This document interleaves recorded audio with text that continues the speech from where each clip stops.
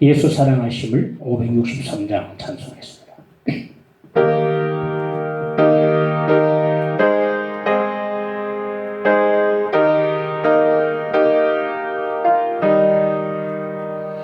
예수 사랑하심이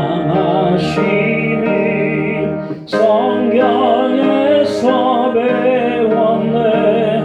우리들은 약하나 예수 권세만 도와. 날 사랑하심, 날 사랑하심, 날 사랑하심 성경에 쓰였네. 나를 사랑하시고 나의 죄를 다 씻어 하늘 문을 여시고 뒤로 가게 하시네. 날 사랑하심, 날 사랑하심, 날 사랑하심 성경에 쓰였네. 내가 연약할수록 더욱 귀히 여기사 높은 보좌 위에서 낮은 나를 보시네. 날 사랑하심, 날 사랑하심, 날 사랑하심 성경에 쓰였네. 세상 사는 동안에 나와 함께 하시고 세상 떠나가는 날 천국 가게 하소서. 날 사랑하심, 날 사랑하심, 날 사랑하심 성경에 쓰였네. 아멘.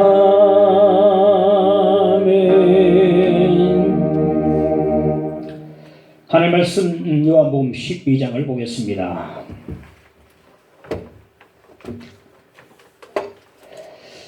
12장 1절로 3절까지 보겠습니다. 6월절 엿새 전에 예수께서 베다니에 이르시니 이곳은 예수께서 죽은 자 가운데서 살리신 나사로가 있는 곳이라. 거기서 예수를 위하여 잔치할새 마르다는 일을 하고 나사로는 예수와 함께 앉은 자 중에 있더라. 마리아는 지극히 비싼 향유 곧 순전한 나드 한 건을 가져다가 예수의 발에 붓고 자기 머리털로 그의 발을 닦으니 향유 냄새가 집에 가득하더라. 아멘. 누가복음을 계속 강의를 해 나가다가 오늘 어버이 주일 그리고 가정 주일 맞이해서 가정에 대한 설교를 한 편을 하고 또 다음 주부터 누가복음을 계속해서 강의를 해 나가도록 하겠습니다. 예수님께서 베다니에 어느 집에 들르셨는데 그 집은 우리 성경에 오늘 보는 것처럼 마르다와 그 동생 마리아 또 오빠 나사로 세 남매가 살고 있는 집을 주님께서 들르셨습니다. 이 세상의 관점으로 보면 이들 세 남매의 가정은 행복해 보이지가 않습니다. 우리가 세상의 관점으로 보면 어떤 가정을 집을 행복한 집으로 우리가 보는가 하면 넓다란 정원이 딸린 저택에 살고 차고에 신형 외제차가 딱 주차가 되어 있고 골프채가 몇 개나 있고 그리고 여가 생활을 마음대로 누리고 있는 집, 마음껏 레저 활동하고 그렇게 사는 집을 행복하다 우리는 그렇게 평가를 합니다. 그런 관점에서 보면 이 베다니의 삼남매의 집은 결코 행복하지가 않는 집처럼 보입니다. 사실 지금 이 삼남매가 따로 살고 있는데 이들이 왜 따로 살고 있는지, 결혼은 한 건지, 부모님은 계시는지, 어디 계시는지, 돌아가셨는지 성경을 통해서는 전혀 알 수가 없습니다. 누가 봐도 세 남매가 살고 있으면 비정상적인 가정으로 보고 뭔가 부족한 가정으로 보이기 때문에 세상의 관점으로 보면 결코 행복해 보이지 않고 불행한 가정으로 비칠 때가 있다는 것입니다. 그런데 우리가 이 베다니의 삼남매 마르다, 마리아, 나사로 이 삼남의 가정을 보면 불행하다는 생각이 안 들어요. 오히려 반대입니다. 똘똘한 가정, 사랑이 많고 행복의 가정으로 우리 가운데 비춰진다는 겁니다. 세상의 관점으로 행복의 조건으로 따지면 불행할 것 같은 이 삼남의 가정이 어떻게 우리 가운데, 우리 눈에는 불행한 가정이 아니라 행복한 가정으로 비치는가 하는 것입니다. 오늘 주부에 나와 있는 것처럼 세 가지로 우리가 볼 수 있겠습니다. 첫째, 예수로 인해 다시 살아나는 집이기 때문에 그렇습니다. 예수께서 지상생활을 하시면서 세 번 이상 방문한 가정은 이 삼남의 가정밖에 없습니다. 이 가정이 유일합니다. 예수님이 가장 많이 방문한 집, 이것만 해도 행복한 가정이라고 생각합니다. 이만큼 많이 예수님 찾으신 그런 집이 있었는가? 없다는 것이요. 한 유명한 연예인이 식당 한번 방문해도 인증샷을 다 찍어가지고 두고 걸어놓고 홍보하고 행복한을 볼 수 있는데, 예수님께서 몇 차례나 방문하신 가정이 얼마나 행복했겠는가 할 수가 있습니다. 1절의 말씀 보면 유월절 엿새 전에 예수께서 베다니에 이르시니 이곳은 예수께서 죽은 자 가운데서 살리신 나사로가 있는 곳이라. 이 집은 예수로 인해서 다시 살림받은 집입니다. 죽은 나사로가 예수로 인해서 살았던 집이 바로 이 집입니다. 그래서 이로 말미암아서 예수로 인해서 간증과 찬송과 감사가 넘치는 가정이 바로 이 삼남매의 가정이었습니다. 이것이 나의 간증이요, 이것이 나의 찬송일세. 나 사는 동안 끊임없이 구주를 찬송하라. 이것이 나의 간증이요, 이것이 나의 찬송일세. 나 사는 동안 끊임없이 구주를 찬송하리로다. 이런 찬양이, 간증이 이 가정에 넘치지 않았겠는가 생각합니다. 예수님께서 다시 살아난 집이 있기 때문에 그 어느 집보다도 바로 이 집이 행복한 집이라는 것입니다. 정근모 전 과기처 장관이 계신데, 이분은 학창시절에 시험을 쳤다는 수석으로 그렇게 들어가 입학했던 수재였습니다. 고등학교를 3년 만에 몰반해가지고 서울대학교 물리대학교 들어가야 되는데 그때 나이가 17세였어요. 친구들은 전부 다 고등학생 1, 2학년인데 이제 17세가 서울대학생이 됐어요. 이승만 대통령의 그 국가장학생 추천으로 해서 미국에 이제 유학을 떠나게 됩니다. 열심히 공부해서 소년 교수가 돼서 이름이 막 알려지다가 이제 결혼해서 일남 이녀를 두게 됐는데, 이 아들 진우라는 녀석이 만성 심장염에 걸려서 5년 시한부 판정을 받고 말았어요. 5년밖에 못 삽니다. 위험합니다. 부부가 비로소 그때 아들이 아플 때 하나님을 찾으면서 이제 미국 땅에서 교회를 이제 다니기 시작했어요. 그때 믿음이 없었습니다. 단지 아들의 병만 고쳐진다면 하면서 믿음 없는 기도, 뜨겁게 기도했어요. 그러나 뜨겁게 기도하면서 아들 왕키를 위해서 기도했지만은 점점 아들의 병세는 악화되어져 갔어요. 양쪽 신장이 다 마비되고 말았습니다. 신장 이식 수술을 받아야 된다 해서 정밀 검사 끝에 아버지의 이제 콩팥을 떼어서 아들에게 주기로 그렇게 하고 수술을 했는데 결과가 영 안 좋게 나왔습니다. 신장 때문에 썼던 약이 간을 해쳐가지고 간에 손상을 가져왔어요. 약을 안 쓰면 신장에 부작용이 생기고 약을 쓰면 간에 손상을 끼치고 이러지도 저러지도 못하는 가운데서 아버지가 할 수 있는 일이 아무것도 없는 참으로 무력한 아버지임을 그때 깨달을 수 있었습니다. 이게 어떻게 합니까? 누구든지 보고는 매달려야 되니까 이제 하나님께 매달리기로 작정했습니다. 아들이 아파 누워있는데 와이프 그럽니다. 여보 오늘 교회 철학기도 있는데 철학기도 참석합시다. 여보 지금 아들이 누워있는데 철학기도가 웬 말이요? 교회 가려면 뉴욕에 있어서 뉴욕까지 가야 되거든요.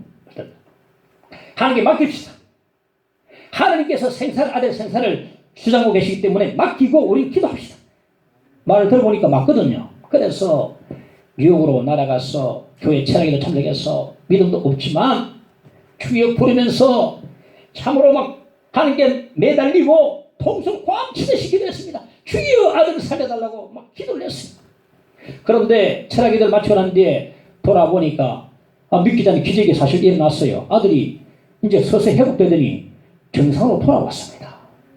돌아왔는데 그 다음에 문제가 생겼어요. 뭐냐면은 아들이 복학을 해서 학교 가보니까 이제 학업이 뒤처지니까 못 따라가니까 막 아들의 IQ가 152였는데 굉장히 똑똑한 과학자의 아들이니까 얼마나 똑똑했겠습니까? 그러니까 그래도 막 학업이 뒤처지니까 막 못 따라가니까 너무 깊은 좌절감에 빠졌어요. 아버지 도저히 못 따라가겠습니다. 아버지 너무나 살기 힘들어요 하면서 아버지한테 눈물을 화선했어요. 신장 치료를 위해서 복용했던 그 약이 우울증을 가져오는 것입니다. 운전을 배워서 몇 년 따서 운전하면서 며칠이나 자살을 시도했습니다. 한 번은 차를 몰고 가면서 10m 이상의 낭떠러지로 뛰어들었습니다. 그런데 그 승용차가 작은 소나무에 딱 걸려서 대령도로 매달려가지고 아슬아슬하게 죽음을 면할 수 있었어요. 자살에 실패한 아들이 막 슬피 울었습니다. 너무나 세상 사는 게 힘이 듭니다, 아버지. 그 우는 아들을 붙잡고 부부가 함께 울었습니다. 그런데 눈물 닦더니 아들이 하는 말이 하나님이 정말 나를 지켜주시는가 봅니다. 어떻게 승용차가 그 작은 그 소나무에 걸릴 수 있습니까? 하나님 정말 나를 지켜주신 것 같아요. 그런 말. 그 사건이 있은 뒤에 얼마 뒤에 정근모 집사님이 주일 예배를 드리는데 그 목사님이 에베소서 2장 1절 말씀 가지고 설교를 하는데 그는 허물과 죄로 죽었던 너희를 살리셨도다 이 말씀 가지고 다 읽는데 이 말씀이 갑자기 막 거기에 막 꽂혀버렸어요. 이 말씀에 눈물이 주르르 흐르내리고 조차 할 수 없을 정도로 눈물을 멈출 수 없었어요. 이 말씀을 되새기고 반추하면 할수록 자꾸 눈물이 주체할 수 없을 정도로 흘러내렸어요. 그는 허물과 죄로 죽었던 너희를 살리셨도다. 죽었던 너희를 살리셨도다. 이 말씀을 자꾸 묵상하는데 눈물이 자꾸 났어요. 그런데 정작 사건은 주일 밤 예배에 터졌습니다. 예배 참석하면서 오늘 예배는 저녁에 절대로 안 울겠다 하면서 다짐하고 딱 참석했는데 목사 설교 시간에 막 눈물이 터져버렸어요. 하나님께서 이미 오전에 터치 다 해놓으시고 눈물이 터지면서 하나님의 음성이 분명히 들렸습니다. 내가 너를 얼마나 사랑하는 줄 아느냐? 너는 내 아들에게 사랑한다고 한번 말해본 적이 있느냐? 하나님, 제가 어떻게 아들을 사랑할 수 있습니까? 제 콩팥까지 다 떼준 아들입니다. 저 아들은 여기 지금까지 나에게 11년 끊겼습니다. 어떻게 살아갈 수 있어요?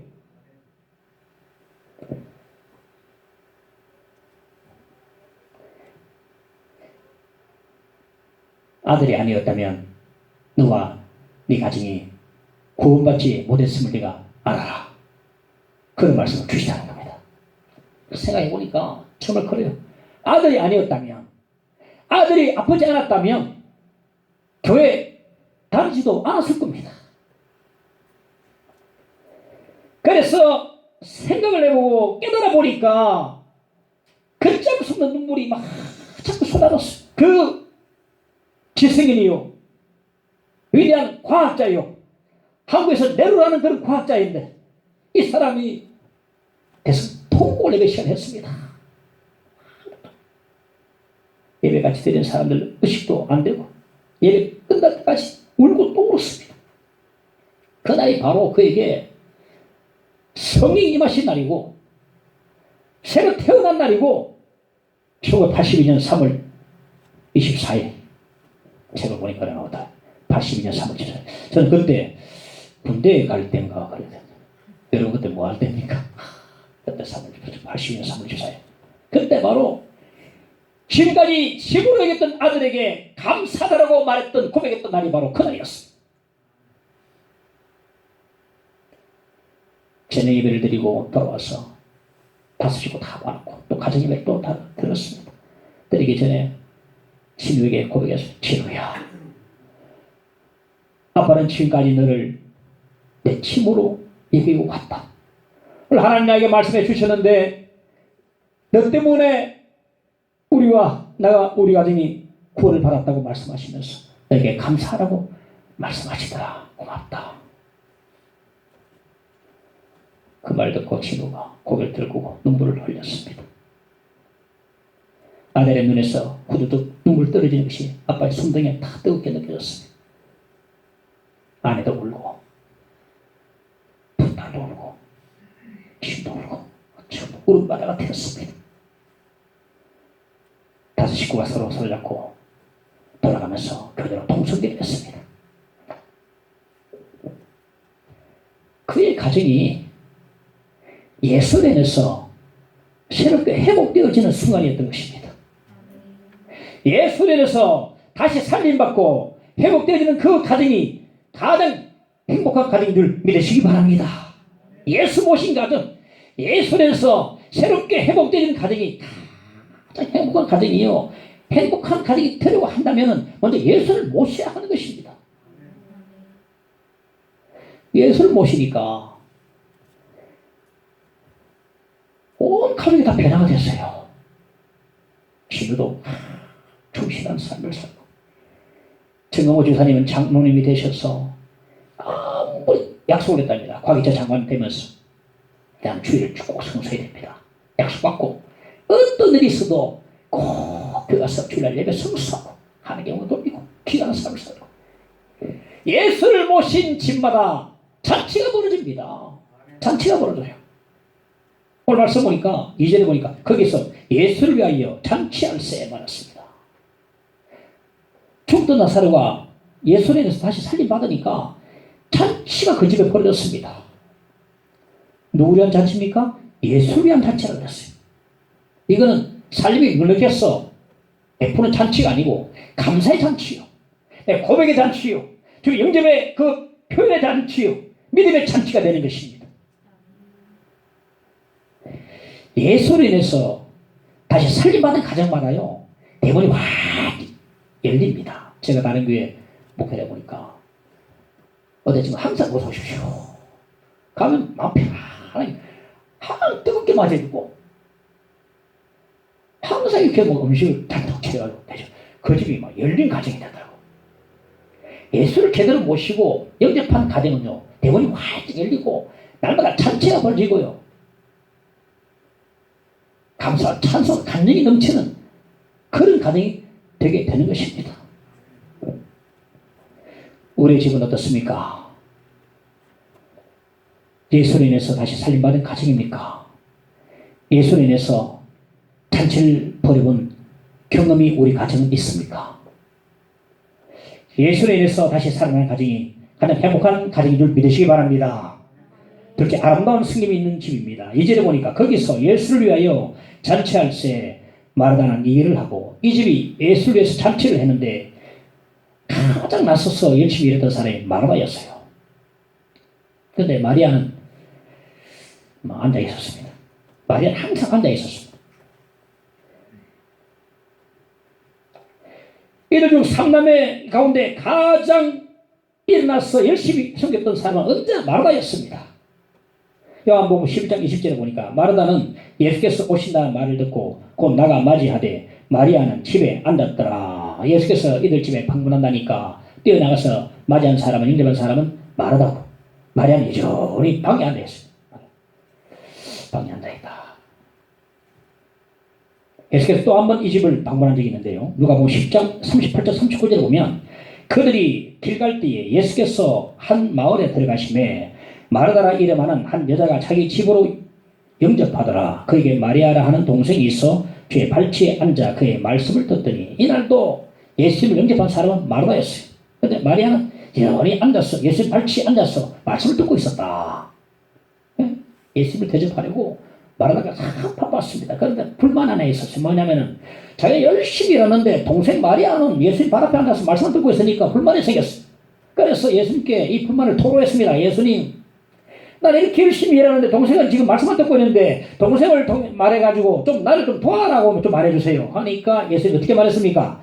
요 10장 41절 40절에 보니까 주께서 대답하여 이르시되 마르다야, 네가 많은 일로 염려하고 근심하나 몇 가지만 하든지 혹은 한 가지만이라도 족하니라. 마리아는 이 좋은 편을 택하였으니 빼앗기지 아니하리라. 마르다야, 너는 너무 많은 일로 지금 바쁘구나. 마리아는 지금 내 앞에 앉아서 말씀 듣고 있으니까 그만 놔둬라. 그래서 예수께서는 오히려 마리아를 칭찬하시고 마르다를 구제하셨어요.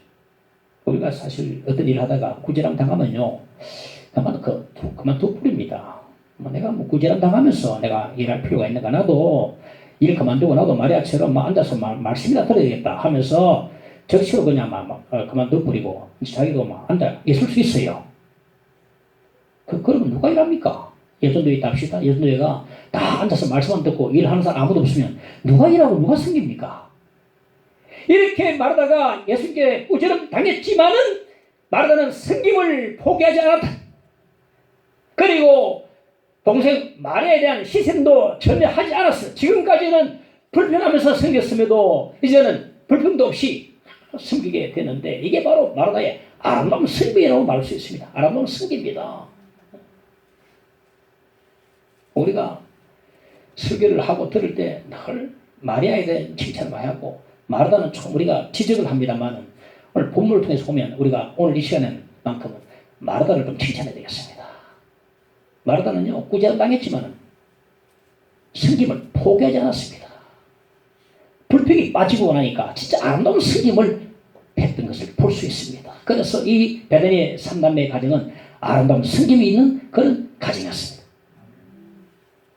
미국에 보드만이라는 믿음 참 좋은 자매님이 있었는데 제가 책을 읽어보니까 봤습니다.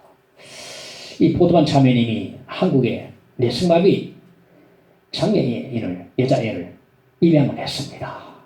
이 이름이 박소영인데, 이 박소영이 있는 아이가 사실 어느 미국인 가정에서 소영이를 입양하려고 했는데 뇌승마비 증세가 있다는 것을 알고 그냥 포기해버리고, 믿음이 보드만 이 자매님 부부는 너무 믿음이 좋아서 뇌승마비인 줄 알면서도 소영이를 같이 입양했어요. 그런데 보니까 뇌승마비뿐 아니고 소두증까지 앓고 있어요. 소두증이 뭡니까? 머리가 작은 거거든요. 제대로 몸도 근육을 가누지 못하고 머리는 성격이 멈춰버려 소두증에 걸려 있었어요. 사람이 커도 머리가 멍청하죠. 그런데 소영이가 자주 밤에 자면서 새벽에 꼭 되면은 참 발작증세를 일으키는 거예요. 발작증세를 일으켜가지고 데리고 병원에 가봤더니 간질병이라는 거예요. 간질병. 그것도 아주 심하다는 겁니다. 그러니까 이 어린 소영이가, 입양한 소영이가 뇌승마비에다가 소두증에다가 간질병에다가 이 어린 소영이가 너무 큰 고통의 짐을 지고 있는 겁니다.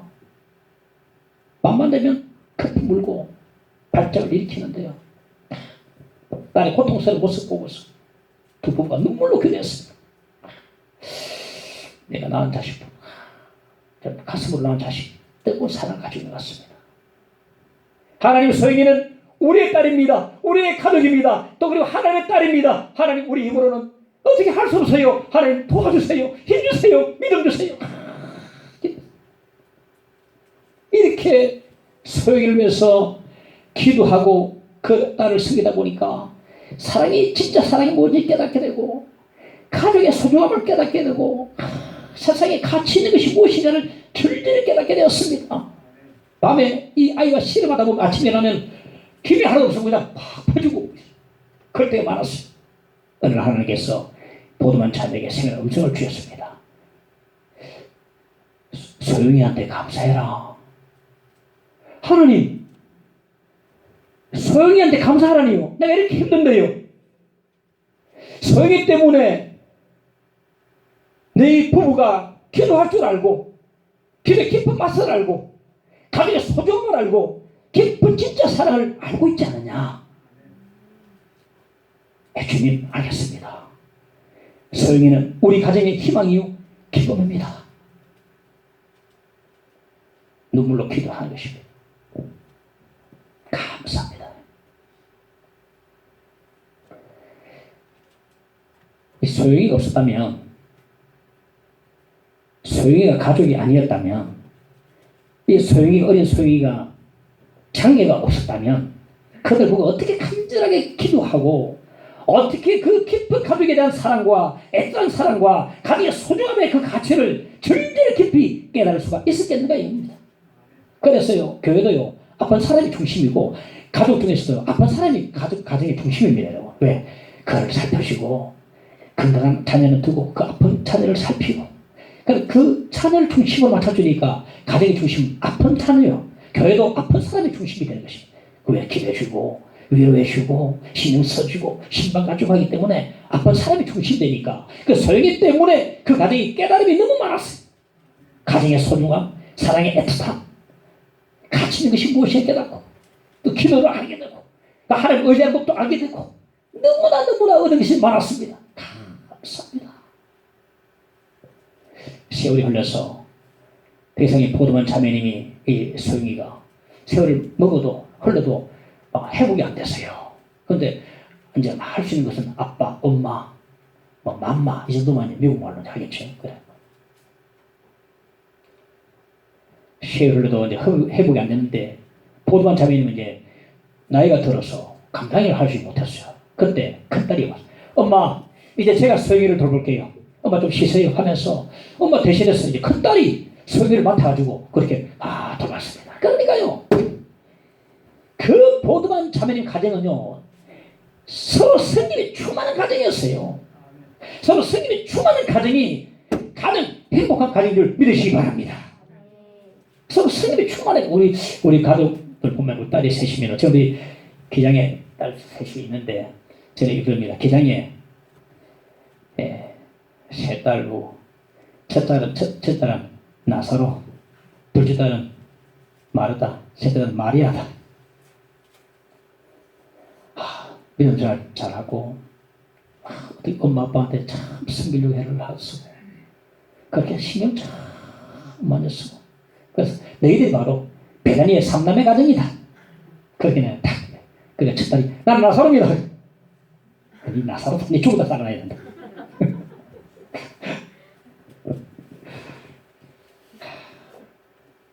성격이 있으니까요, 이게 얼마나 행복합니까? 얼마나 행복합니까? 어느 한 사람이 이런 이야기가 있습니다. 어느 한 사람이 천국과 지옥의 식사 시간에 방문했다고 합니다. 물론 이야기입니다. 먼저 지옥에 가보았더니 너무 무시무시한 긴 젓가락 가지고 이제 사용하다는 거죠. 그런데 보니까 그 긴 젓가락 가지고 자기 입에만 넣으려니까 잘 안 되니까 이 점심 시간이 젓가락 칼싸움, 서로 몰라. 근데 천국에 가보니까 역시 긴 젓가락 사용하는데 긴 젓가락 남의 입에 넣어줍니다. 집사님 드세요. 가정의 비극이 어디서 오냐면 이기심에서부터 옵니다. 이기심에서부터요. 어느 가정에 보니까 다른 김홍도의 그 그림 상속권을 위해 상속을 위해서 서로 배 터지게 싸우더라고요. 터지게 싸워요. 그래서 어떤 형제는 말하기를 차라리만 그림을 찢어서라도 가겠다. 그림을 찢으면 그게 무슨 효과가 있습니까? 가치가 있습니까? 그림을 찢어서라도 내가 이 그림을 가져가겠다는 식으로 그렇게 싸우더라고요. 저는 솔직히 이런 가정 많이 봤습니다. 믿는 가정에서도요. 이런 가정 많이 봤습니다. 돈 문제는 날카롭습니다. 절대로 형제자매도 없습니다. 과연 믿는 사람 맞는가 싶을 정도로 아찔하더라고요. 따로따로 다 믿었다고 다 돌아가는 것 같아요. 이기심이요. 가정의 비극에 제가 어제 아래 유튜브 보니까 어버이날을 맞이해서 칼로 아버지가 칼로 찔러 죽여버렸다는 그런 게 나오더라고요. 이게 무슨 일이 있습니까? 돈을 내놔라 안 죽으면 칼. 오늘날요 화려하고 좋은 집들은 많지만은 좋은 가정은 없습니다. 별로 없습니다. 하우스는 있지만은 스위트홈은 별로 없어요. 집에 가면 달콤한 가족들 안칭할 수 있고 서로 위로가 있고 서로 생김 있고 서로 위해주고 서로 안아주고 스킨십 있고 이러한 모습이 있는 가정이 얼마나 과연 있겠습니까? 이 세상에서 가장 행복한 가정은 아름다운 성김이 있는 가정인 줄 믿으시기 바랍니다. 이 베다니의 세 남매 가정이 바로 성김이 충만한 가정이었어요. 첫째, 향유 냄새가 가득한 집입니다. 3절에 보면 마리아는 지극히 비싼 향유 곧 순전한 나드 한 근을 가져다가 예수의 발에 붓고 자기 머리털로 그의 발을 닦으니 향유 냄새가 집에 가득하더라. 마리아가 자기의 향유를 가지고 예수의 발에 부어드리고 자기 머리털로 예수님 발을 닦아드리니까 그 향기가 온 방 안에 크게 퍼져나왔습니다. 마리아가 움직일 때마다 그 마리아의 그 찰랑거리는 머리카락이 움직일 때마다 그 향유가 냄새가 막 사방으로 퍼져나간 것입니다. 마리아가 동네 가도 누굴 만나도 그 살랑거리는 그 바람 따라서 그 머리카락이 바람 따라서 멀리 냄새가 퍼져나가게 된 것입니다. 이 베다니의 3남매 가정이 바로 향유 냄새가 가득한 그런 가정이었다. 한 그 초등학생이 학교 작문 시간에 쓴 글을 제가 잠시 보았습니다. 이런 글이 있습니다. 나는 우리 집에 친구를 초대할 마음이 전혀 없다. 전혀 초대하고 싶지 않다. 우리 집은 너무나 어두컴컴하다. 그게 불 끄고 있는 게 문제가 아니고 아마 정신 영적으로 맞을 것 같아요. 너무 컴컴하다. 냉장고는 텅 비어있다. 그리고 내가 친구를 데리고 오면 아빠는 한 번도 환영해 본 적이 없다. 우리 집은 항상 쾌쾌한 냄새가 나고 친구를 데리고 오지 못하겠다. 우리 어머니는 얼마나 바쁜지 항상 바쁘고 피곤하다고 그런다. 그래도 엄마 아빠는 우리 집이 부자라고 말한다. 이거 보고 내가 웃었더라고요. 소프트웨어는 아무것도 갖추지 않았어요. 하드웨어만 있습니다. 이 소프트웨어가 있어야 돌아가는데 그냥 건물만 있는 거예요. 하우스만 있습니다. 우리 부자야. 그게 뭐 부자입니까? 그게 무슨 정신적 영적 부자입니까? 어느 부모는요 너무 바빠가지고 자식들에게 너무 미안했던지 자식들이 뭐라 그러면 항상 돈을 쥐어줬습니다. 야 돈을 사구나. 나중에 자식들이 소리쳤습니다. 아버지 우리가 원하는 건 돈이 아닙니다. 사랑이요. 사랑에 충만한 가정입니다. 아버지. 그렇게 사랑 대신에 돈을 받았으니까 러시아 문호 존 로스키는 말하기를 현대인들은 돈과 자녀를 맞바꿔 버린다 그랬습니다. 돈과 자녀를 맞바꿔 버렸다.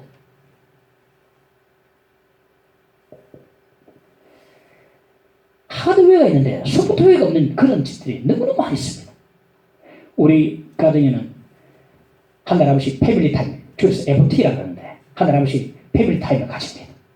별 일이 없어도 한 달 한 번씩 야외 나가서 아주 간단하게 식사를 하다가도 서로 떡볶이 주고 서로 이야기하고 이런저런 이야기하면서 서로 그럼 먹으면서 서로 들어주고 또 기도해주고 이러면서 그게 소프트웨어가 충만히 완성이 돼가고 사랑이 충만한 가정으로 돼가는 것 같더라고요. FT 여러분도 한번 FT 매달마다 한 번씩 해보시기 바랍니다. 내가 만들어 가야 돼요. 안 되면 내가 만들어 가야 됩니다. 어느 집이 있었는데 그 식구가 9식구가 됐어요. 그 집은. 그런데 그 집의 어머니는 항상 식구들이 언제나 먹을 수 있도록 수프를 끓인 냄비를 거실에 난로 위에다가 다 올려놨습니다. 그런데 그 수프를 보면 현재 우리 가정 형편이 어떤가를 다 자식들이 알 수 있어요. 딱 열어보면 힘을 충만히 있으면 우리 현재 가정 상황이 좀 안 좋구나.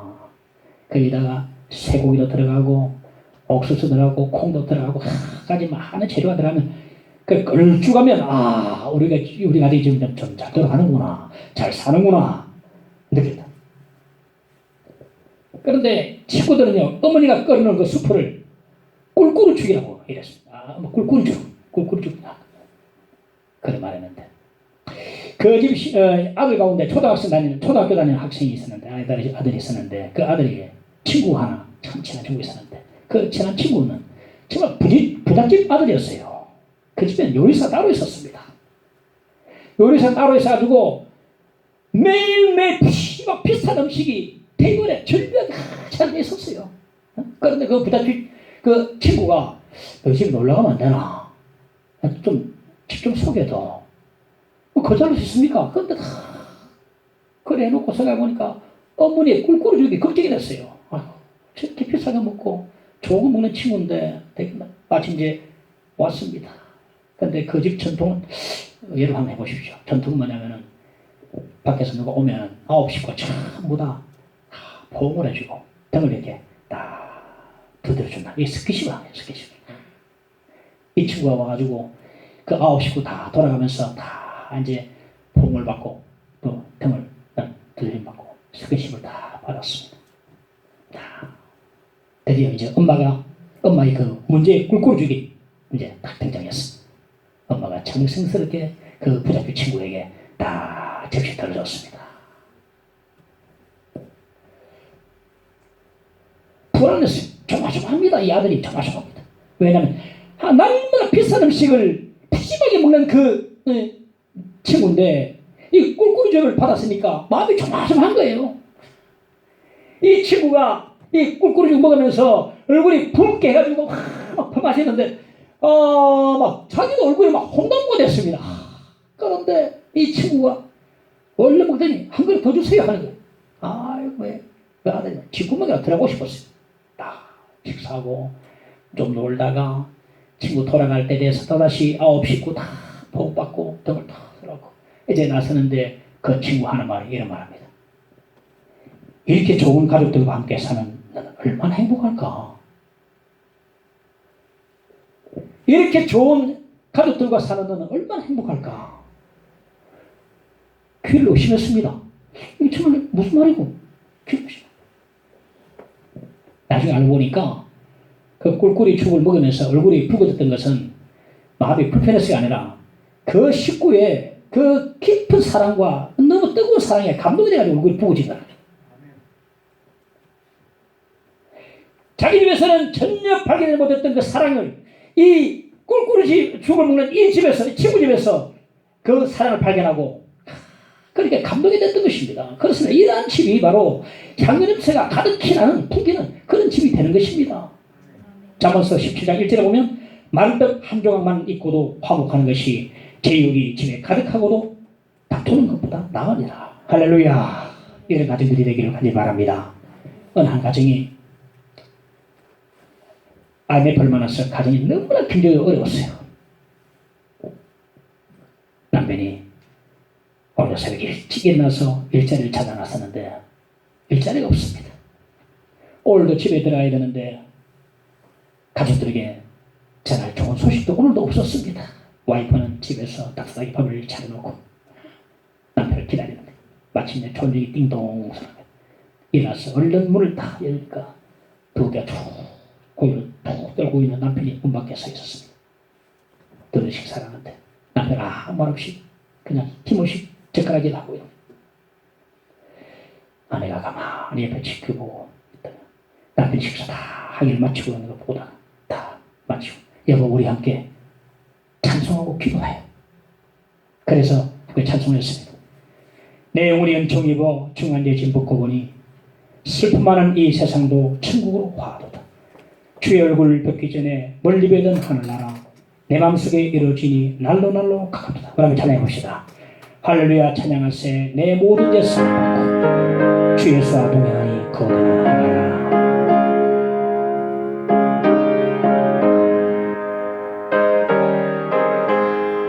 내 영혼이 은총 입어 중한 죄짐 벗고 보니 슬픔 많은 이 세상도 천국으로 화하도다. 할렐루야 찬양하세 내 모든 죄 사함받고 주 예수와 동행하니 그 어딘가 하늘나라 주의 얼굴 뵙기 전에 멀리 뵈도 하늘나라 내 맘속에 이루어지니 날로 날로 가깝도다. 할렐루야 찬양하세 내 모든 죄 사함받고 주 예수와 동행하니 그 어디나 하늘 높은 산이 거친 길이 조막이나 궁궐이나 내 주 예수 오신 곳이 그 어디나 할렐루야 찬양하세 할렐루야 찬양하세 내 모든 죄 사함받고 주 예수와 동행하니 그 어디나 높은 산이 거친 들이 높은 산이 거친 들이 조막이나 궁궐이나 내 주 예수 모신 곳이 그 어디나 하늘나라 할렐루야 찬양하세 내 모든 죄 사함받고 주 예수와 동행하니 그 어디나 할렐루야 찬양하세 내 모든 죄 사함받고 할렐루야 찬양하세 내 모든 죄 사함받고 주 예수와 동행하니 그 어디나 하늘나라 할렐루야 할렐루야 눈물 막 흘르는 아내의 눈에도 눈물이 그쳤습니다. 부르는 남편의 눈에서도 눈물이 뚝뚝뚝 떨었습니다. 여보랑 함께 기도합시다. 기도다 하는데 함께 기도하고 난 뒤에 은혜 햇살이 두 사람 얼굴에 그 안에 비춰지기 시작했습니다. 지난주에 저는 결혼하고 36년 만에 처음으로 결혼 기념 여행이라는 말로 들어봤는데 36년 만에 처음으로 결혼 기념 여행이라는 이름을 걸고 제 사람과 또 막내 데리고 좀 잠시 갔다 왔습니다.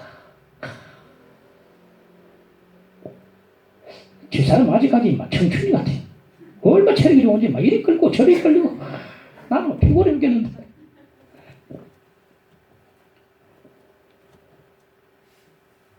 같이 식사하고 같이 또 웃겼냐면 연초에 사진도 찍고 갔다 와서 막내와 헤어지는데 눈물이 빡 돌아서는데 2박 3일 동안에 너무나 사랑이 막 그리고 두 언니들 두 딸들도 너무 감사하고 미안한 마음이 생기고 같이 했던 막내 헤어지는 건 눈물이 막 터지더라고. 가족이 너무나 소중하구나. 이런 사랑의 가족 진짜 하나님 원하시는 우리가요 하나님 우리 가족을 뭐 행복하게 만들어주시고 하지 말고 내가 결심을 해야 됩니다. 우리가 스스로 내 삶의 변화를 결심하지 않으면 하나님께서는 어쩔 수 없이 안 봐주십니다. 우리가 결심하고 기도하고 참으로 시작할 때에 하나님 우리를 도와주시거든요. 이대로 안 된다. 우리 가정이 이대로 안 되겠다. 참으로 이 세상에서 가장 행복한 가정을 만들어 보겠다. 가장 향유 냄새 가득한 가정을 만들어 보겠다. 결심하고 기도하고 시작할 때 하나님이 그들을 도와주시는 거지. 한번 도와주세요. 제가 볼 때는요 부부간의 사랑은요 상대방의 문제가 아닙니다. 자신의 문제입니다. 절대 자신의 문제입니다. 내가 변화되면 됩니다. 할렐루야. 내가 변화되면 남편도 변화되고 아내도 변화됩니다. 근데 아이고 남편이요 참 쳐다요 부인이 쳐 어쩌면 좋노 어쩌면 좋겠노 자기가 변화되지. 내가 은혜받고 내가 변화되면 보세요. 남편이 만약에 좀 마음에 안 드는 남편이 있다 합시다. 내가 변화되면요 서비스가 달라지고 좀 괴롭더라도 좀 뭐 따뜻한 밥 막 치는 소리도 그렇죠. 그래서 아이고 내가 다른 여자 만나서 더 좀 행복했을 게 하면 맞습니다. 맞지요. 내가 남편 당신 다른 좋은 여자 만났으면 정말 행복했을 텐데 미안해요. 이러면 자 너가 좀 뿌리지 않습니까? 마음이 없더라도 말 한마디 가지고 다 갔거든요. 자신의 문제야. 남편 볼 필요 없습니다. 남편 답답해요. 필요 없어. 자신이 은혜 받고 변화되는 틈이 내부터 시작하면 됩니다. 이걸 모르고 자꾸 가정이 우리는 안 돼요. 남편이 안 돼요. 와이프가 안 돼요. 저희가 은혜 받았거든.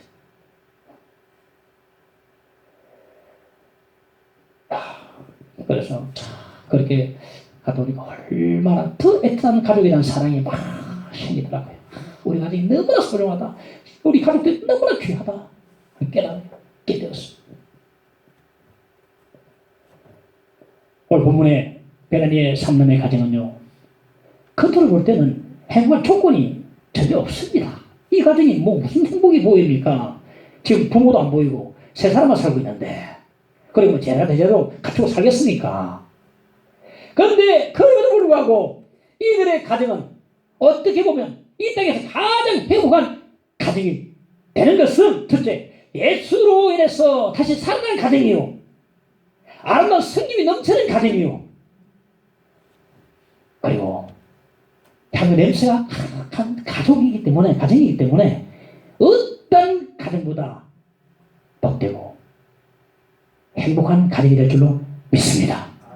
저희 시대는요 가정에 깨지는 게 가장 문제고 가정 회복이 가장 이슈입니다. 가정 회복이 되어야 됩니다. 교회보다 먼저 가정입니다. 하나님께서는 교회보다 가정 문제 세우시거든. 지금 가정을 회복할 때인데요. 가정 회복은 무엇보다도 예수 모시면서부터 시작되고 내가 결심하면서부터 시작이 되어지는 것입니다. 우리 가족을 집을 참으로 가장 행복한 가정으로 향유 냄새 가득한 가정으로 집으로 만들어 보려 결심하고 나부터 변화되면 그때부터 시작이 되어지고 생명에서 그를 도와주시는 것입니다. 아무것도 안 하고 가만히 있으면 절대 하나님 그건 불가능합니다. 안 도와주십니다. 내가 박해지기 노력하고 애쓰고 시작할 때에 기도할 때에 그때 역사하기 시작하는 것입니다. 우리 말씀을 기억하면서 가정의 달을 맞이해서 오늘 모든 가정들이 향유 냄새 가득한 가정 예수 모시고 다시 사는 가정 성님이 풍성한 가정 이런 가정이 되어서 가장 행복한 가정이 어느 가정에 물을 때에 바로 우리의 가정이라고 확실히 말할 수 있는 여러분 되시기를 간절히 축원합니다. 사철의 본반은 불에 있고 하나님 아버지 모셨으니 믿음의 반석도 든든하다. 우리 집 즐거운 동산이라 559장 함께 찬송하겠습니다.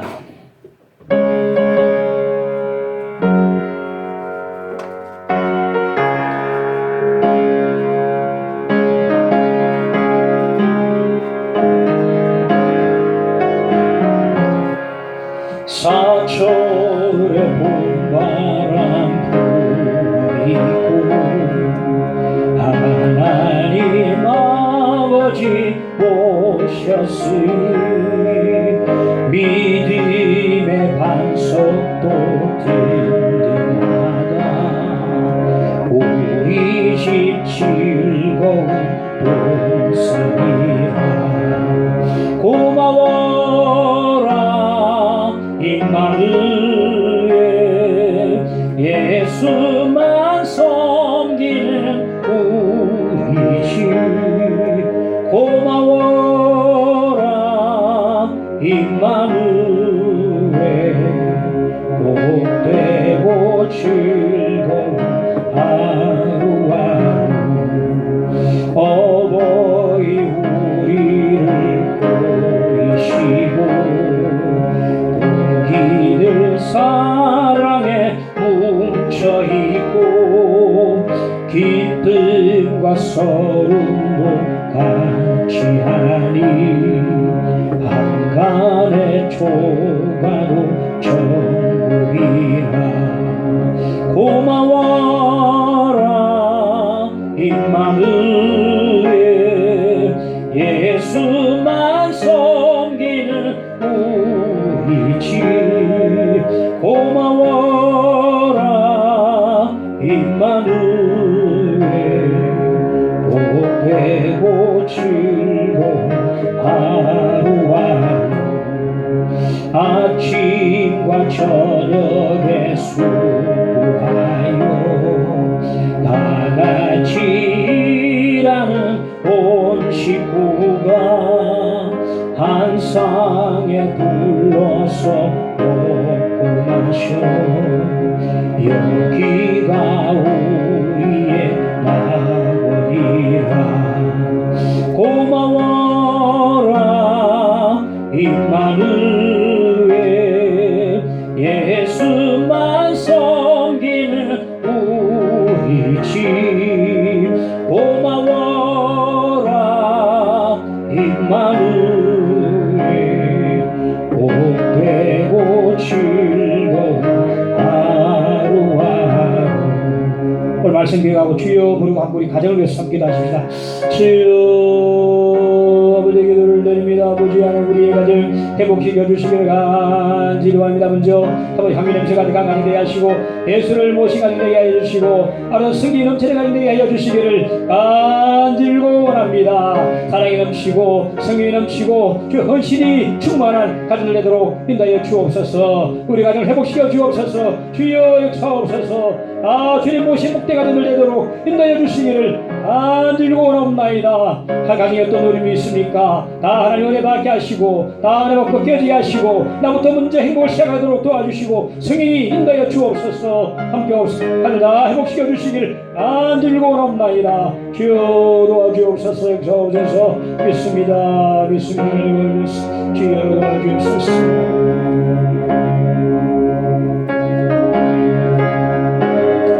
예수님을 믿사옵고 기도하옵나이다.